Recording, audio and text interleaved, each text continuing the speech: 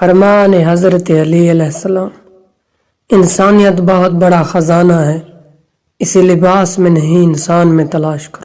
تمام رشتوں میں سب سے کمزور رشتہ تمہارے جسم اور تمہارا روح کا ہے، نہ جانے کس وقت اور کہاں ٹوٹ جائے۔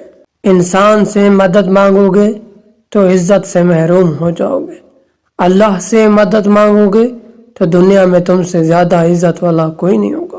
مجھ سے کسی نے پوچھا آپ کا دنیا میں کون ہے؟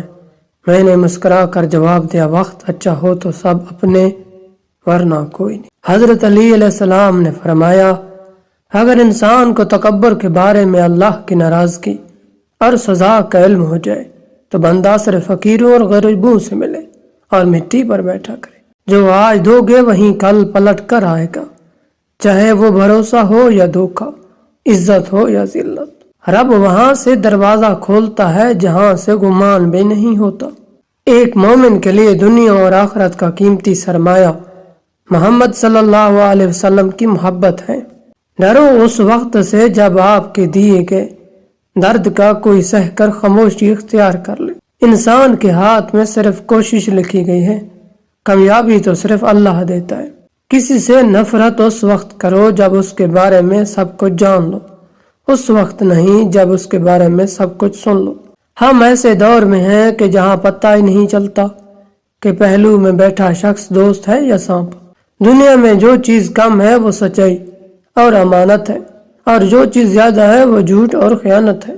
کسی انسان کی خوبی پہچانو اور اسے بیان کرو، لیکن اگر کسی کی خامی مل جائے تو یہاں تمہاری خوبی کا امتحان ہے۔ انسان کی آدھی خوبصورتی اس کی زبان میں ہوتی ہے۔